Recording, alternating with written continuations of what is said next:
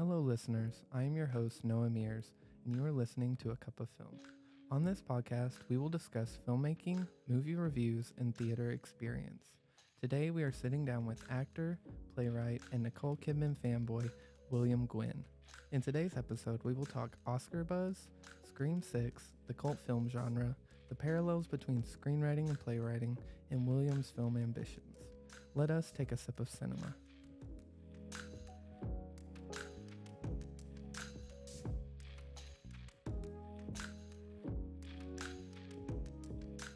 Hi, William. How are you?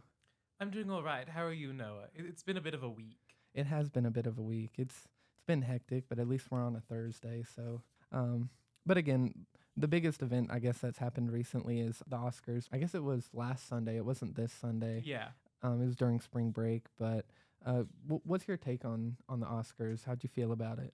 Okay, I'm very happy about the Everything Everywhere sweep. I think that there wasn't a movie this year that was more deserving. Which I've not seen, every nominee. I've actually seen like a fairly decently small pool of nominees, but I mean, Everything Everywhere, I don't think anything came out this year that can match it just in terms of sheer creativity and innovative storytelling. I'm also very excited about the Best Animated Feature win for Guillermo del Toro's Pinocchio, which I thought was sort of an unconventional pick, but I think it was a very well-made film. It was a very brave film. And so I was very happy about both of those wins. Yeah, and kind of touching back on Everything Everywhere All at Once, it definitely had the potential to be like Lord of the Rings and Titanic and win those 11 Oscars it was nominated for. But it did come away with 7, with the biggest ones being like Best Picture, Best Direction, and my personal favorite, which is Best Original Screenplay. I definitely think it deserved... maybe not Best Direction, just because I'm a Spielberg fanatic. So The Fabelmans was definitely kind of personal for him, and I connected empathy-wise with him on that project and what he went through. But yeah, definitely, it's a beautiful film. It definitely fit A24's like vibe and everything A24 does. I think it's the second A24 film to win Best Picture.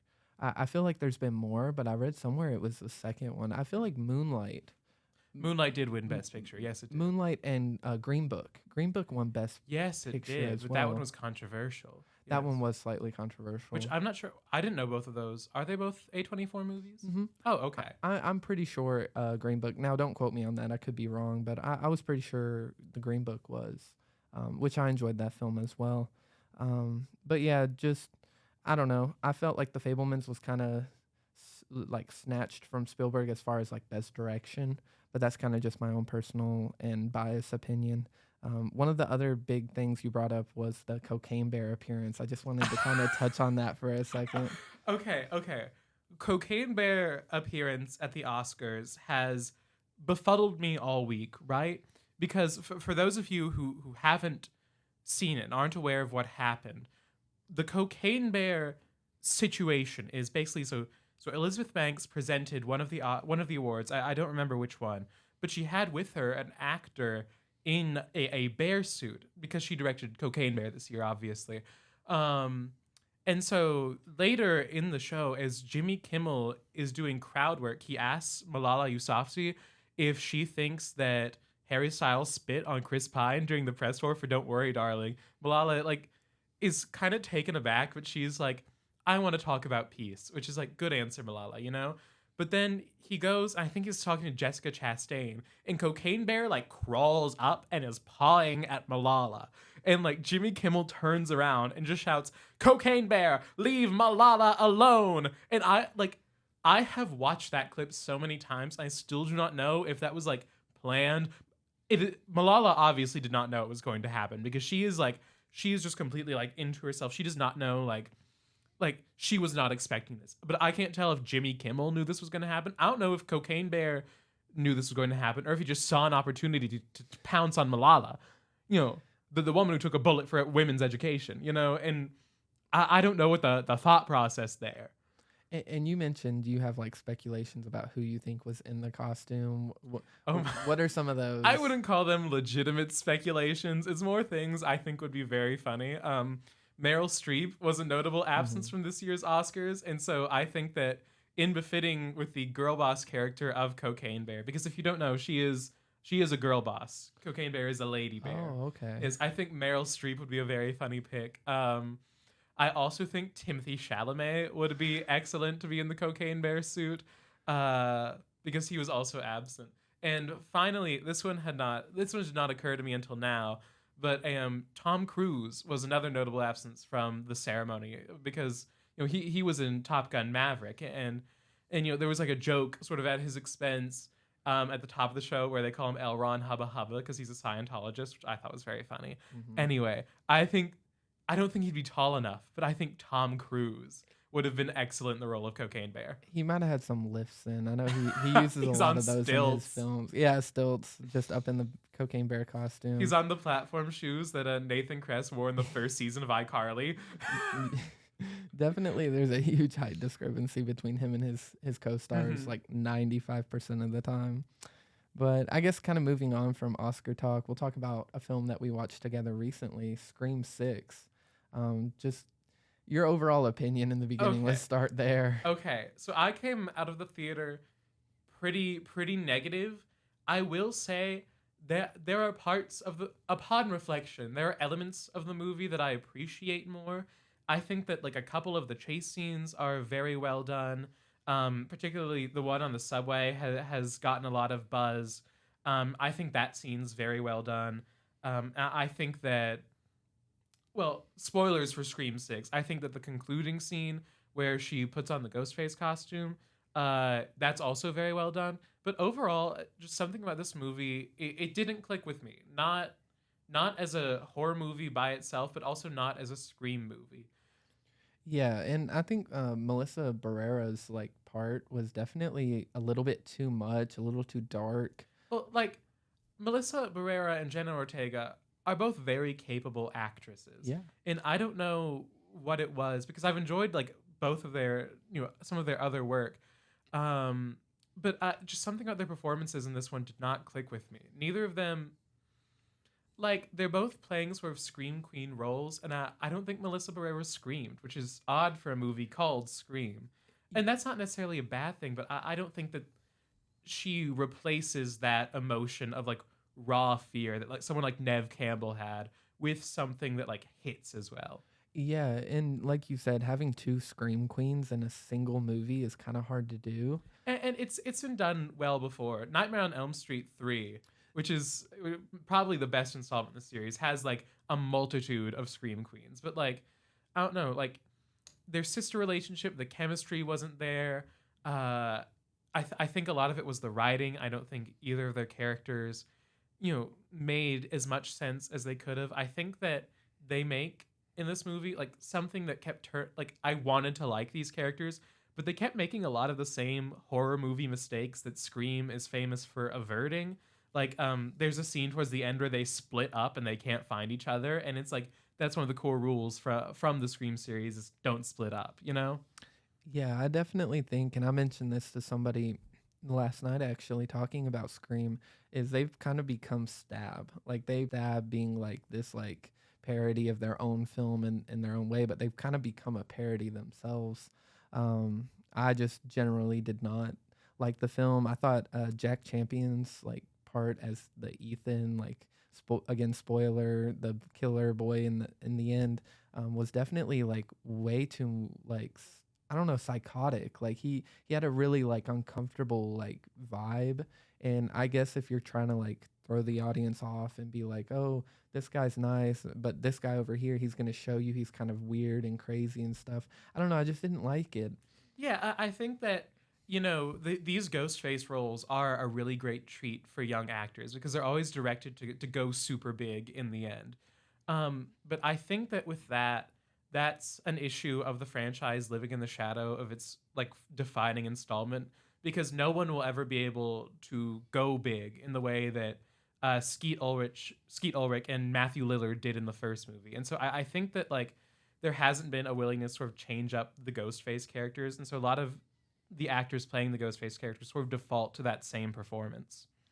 Yeah, it definitely from the acting point of view, it was choppy. It didn't feel like professional. It felt very like low budget when you're talking about actors.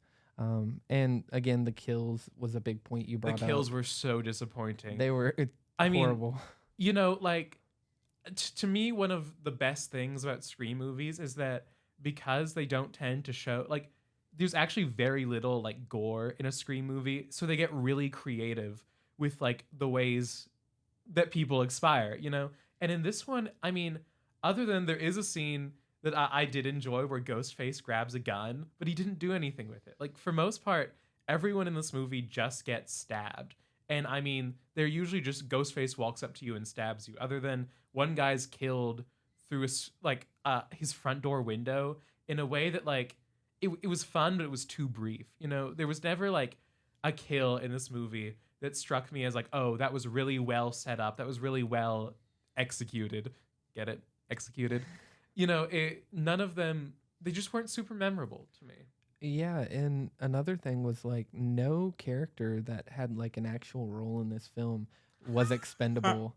Like, Except, okay, yeah, okay. except the This girlfriend. this did make me a little mad, right? Because Scream 5, I've not actually watched Scream 5, so that may have colored Oh, my okay. opinion on the movie. But they do introduce this lesbian character, I believe her name is Mindy, who's in this film. Hmm. And in this installment, they give her a girlfriend, who's sort of part of this like nebulous cast of like expendable teenagers they add in every movie. But then it's revealed in the end that like the girlfriend goes out pretty early and pretty unceremoniously. Like there's never even a scene where she's like, "You killed my girlfriend" or something. Like she's. I don't think that after she dies, she's ever mentioned again. Um, and like, but that's kind of whatever, right? It's in like the sort of these characters are meant to be expendable.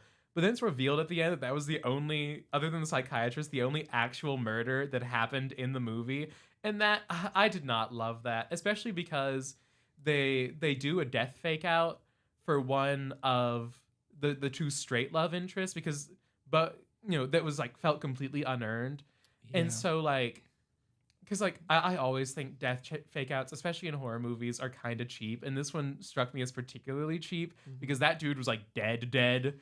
Yeah, Um, he was like grotesquely just like yeah, cut up, and it was like all three of them were standing around him, stabbing him in different ways, and it was like, okay, this person's definitely gone. and so I think that having the queer love interest be unceremoniously killed off, well, both the straight couples get to make it to the end of the movie, no matter how improbable. I did not love that.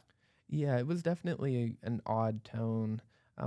I just again, it's just another thing that the movie did wrong, in my opinion. We were gonna kind of talk on what we thought was good about the film. You kind of touched on that. Other than that, I can't really elaborate. I just overall don't like the Scream series and where it's gone. I love the first one, great film, but ever since it's just you can't really make a good sequel, and that's true in horror especially because you're just repeating the same thing over again.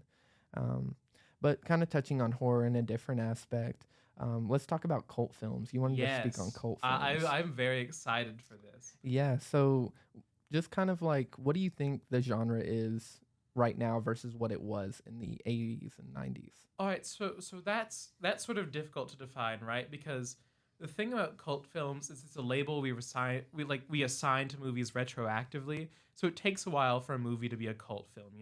It takes a while for that fan base to really germinate. To me, the core definition of a cult film is that it's usually a movie that did not do very well in the box office. Maybe it received like poor critical reviews, but for one reason or another, has inspired a loyal fan base.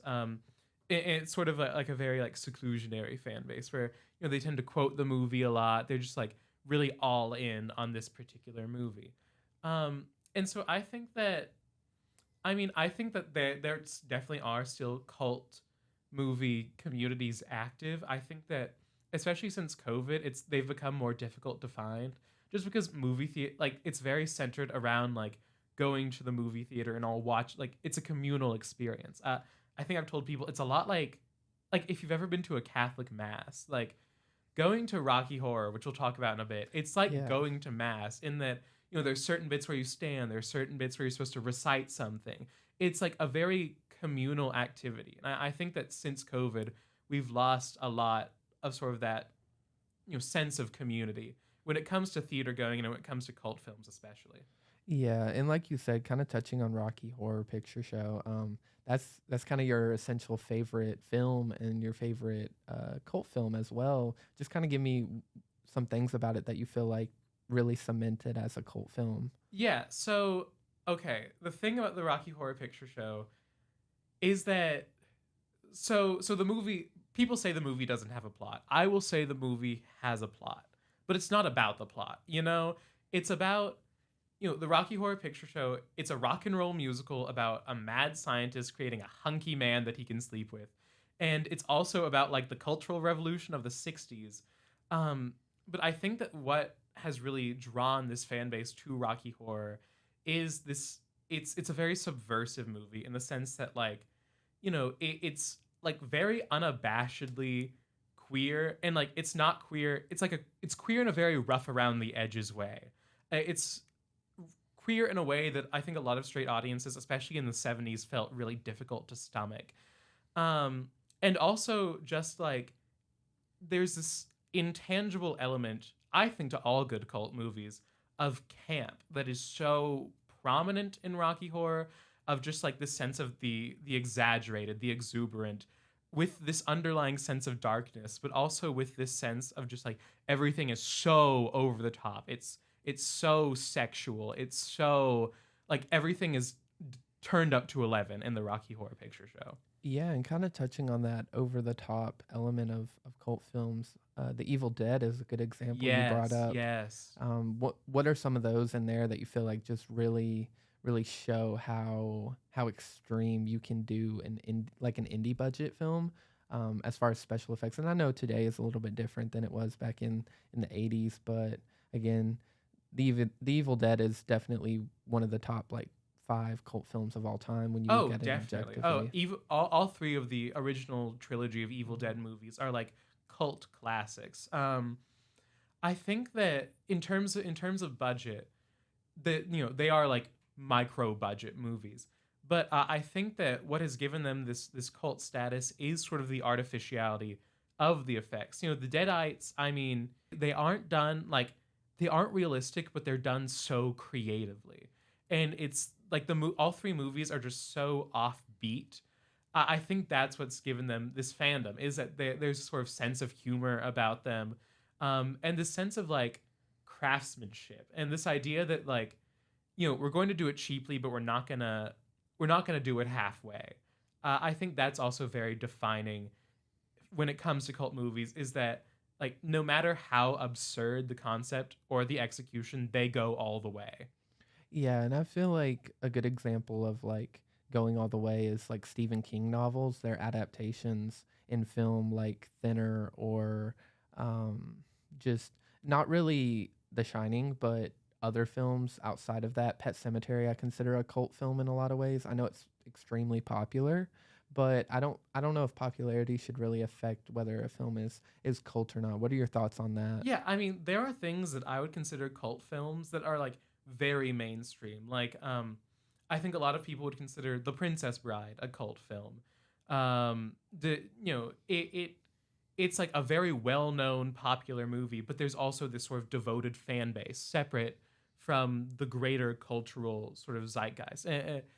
And so I think that Stephen King ties into the cult genre in that the cult genre is mostly associated with horror, with science fiction, with sort of these very macabre themes. And so I think that Stephen King has that sort of that feeling of being on the offbeat, of being a little, away from the clear path. And so I think that's where you sort of see that link between like Stephen King and the cult genre. Yeah, and I just kind of want to bring up Psycho for a second, because we were talking about kind of the differences between what makes Psycho a cult film versus just your regular slasher.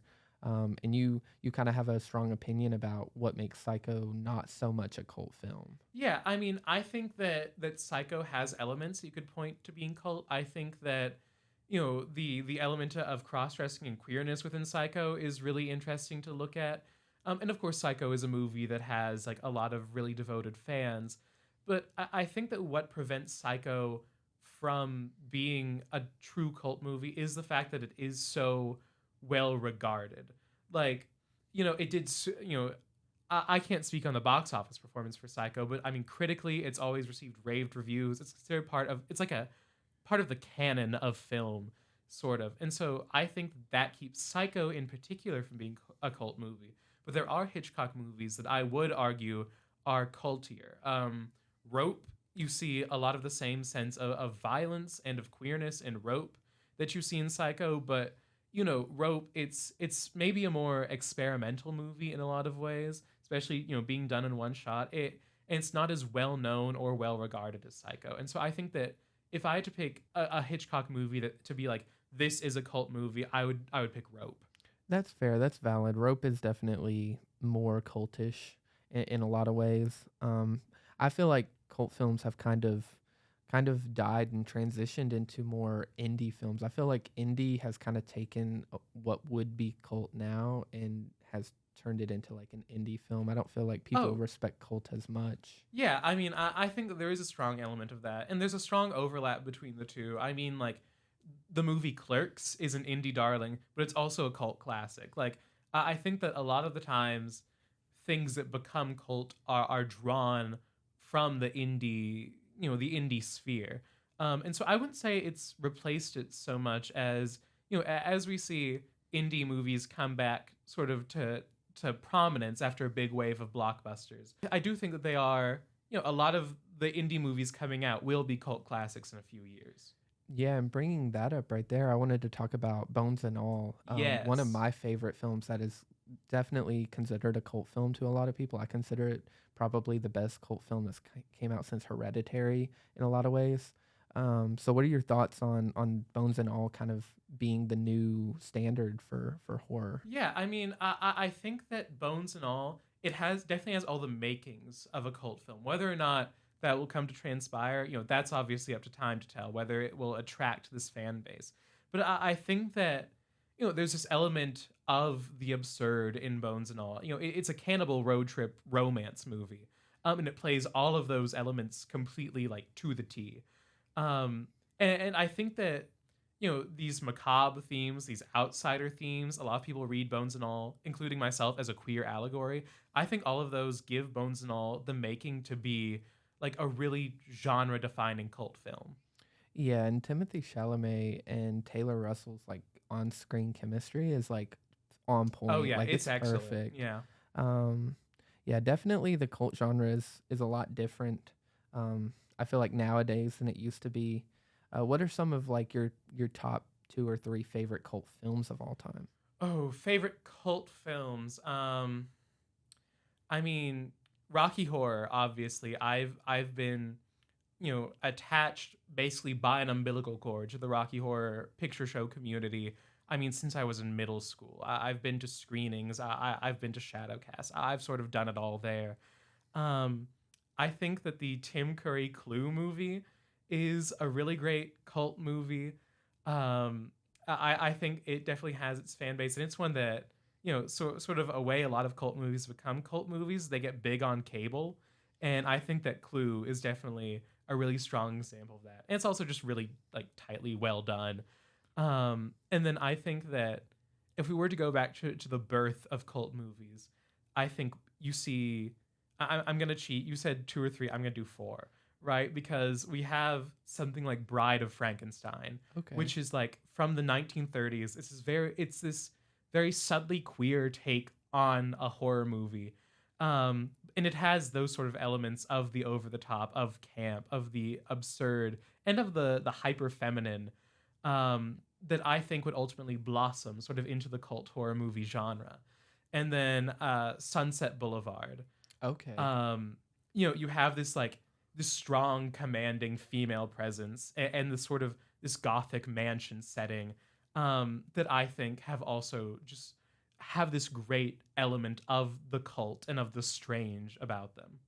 Yeah, definitely. I feel like there's definitely more room for people to get into cult films and you see it in a lot of ways kind of coming back to mainstream theaters just because A24 is is growing in popularity tremendously. I remember watching films by them back in 2016, 2015 before they were actually like known to the point they are now. But definitely I can't wait to see what other projects they're kind of getting into and being a part of. But kind of moving on to your aspirations and things that you like within film and want to do within film. You playwright, I screenwrite. What are some parallels that you've noticed between like playwriting and screenwriting? Well, I think that they're very different mediums that look on the surface to be very similar. Obviously, in both, you have these elements of character, of dialogue, of sort of story structure. Um, and so I think that just in there, like, if you're improving your dialogue, that goes both ways. That's playwriting and screenwriting. But I think that at their core, they're two profoundly different art forms because to me, the core thing in a play is the text of the play, right? And how that text is delivered.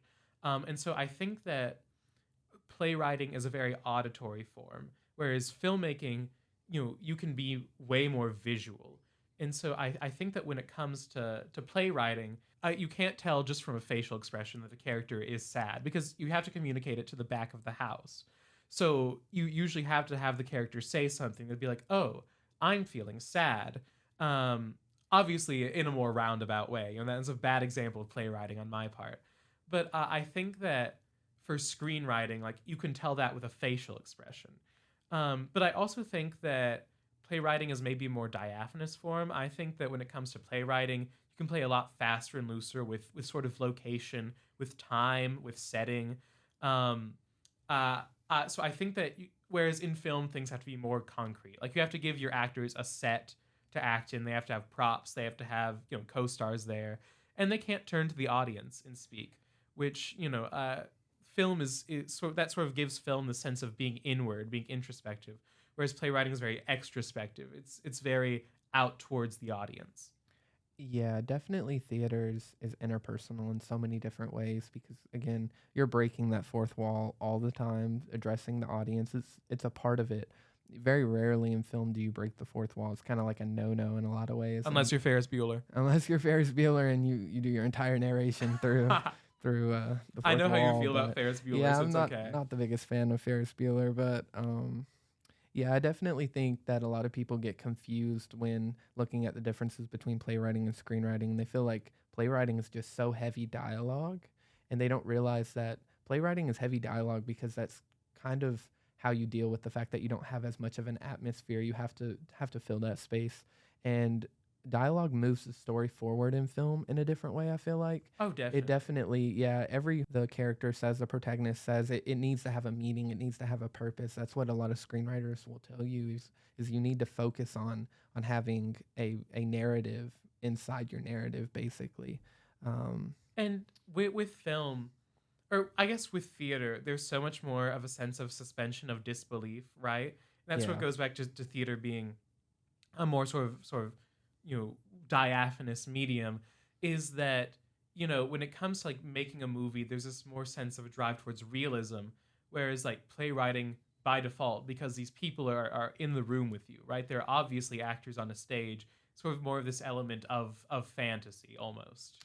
Yeah, definitely. You feel a lot more captivated by a performance when you're in a theater versus in a movie, I guess, per se. I've always had a stronger connection with film, so I guess it does vary. But if you're looking at it objectively, being there when an actor is acting is like being on set. It you can't match that energy, you can't match that vibe and that feeling that you get. Yeah, yeah. So film is a very literal medium where you have theater, which is sort of a more metaphorical medium. Is I think the best way to put it.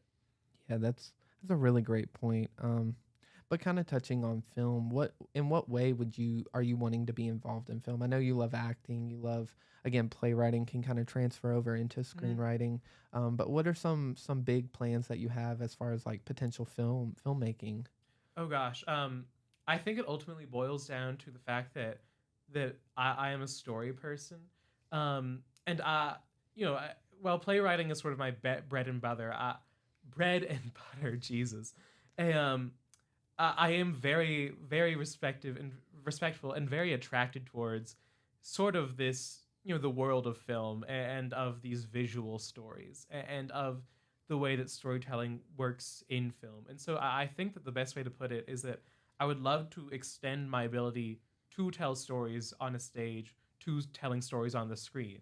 I think that film is a different medium that you can do different things with. And I would be thrilled to get to experiment with, the different storytelling techniques of a new medium. Yeah, definitely. And we've talked about working together in various ways, kind of with your acting background and how essential that is for a director like me who's not really like trying to be actor heavy. It's definitely good to have people from theater want to transcend Yeah. into film in different ways. Well, I guess kind of closing out on the questions, what's your greatest theater experience? I like to ask that question. Movie theater or I guess movie theater, judging by the Oh, we topic can of we can thought. do both though. How about we hit each one? Okay, my greatest theater experience is going back to the Tim Curry Clue thing. I was actually in a production of Oh wow. yeah, there's a stage version of the Tim Curry Clue show.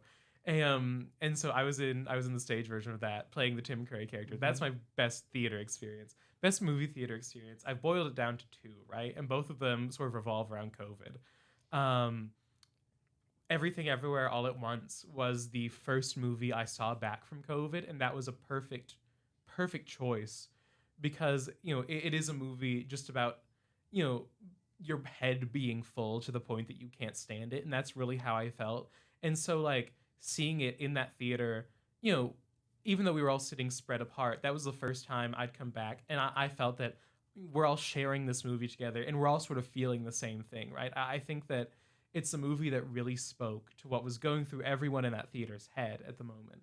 Um, but I think my best movie theater experience has to go to the first time I went to a Rocky Horror screening Hmm. after COVID. I mean, because the sort of the point of having this cult movie is that you form an in-person community using the movie theater as its central hub.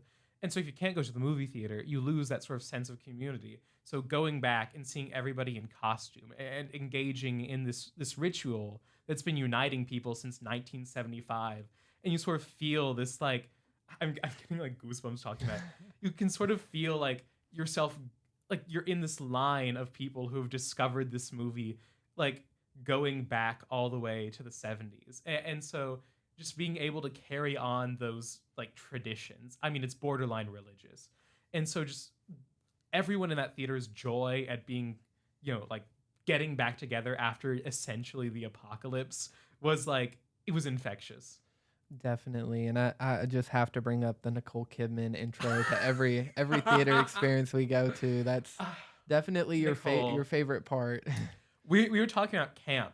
That is like Hmm. textbook camp. I mean, because it is so absurd. She's sitting alone in an AMC movie theater, wearing like a silver lame pantsuit and waxing poetic like she's Robert Frost over images of like Jurassic World. Yeah, It's it's so absurd, but it's so serious at the same time. That is sheer camp. it's definitely a nice way to start your your It's movie so good. theater It's so experience. perfect. Well, thank you, William. I appreciate you coming on. Well, that's all for today, listeners. Thank you for listening to A Cup of Film. Make sure to check us out on Instagram at A Cup of Film Podcast. Until next time, stay safe.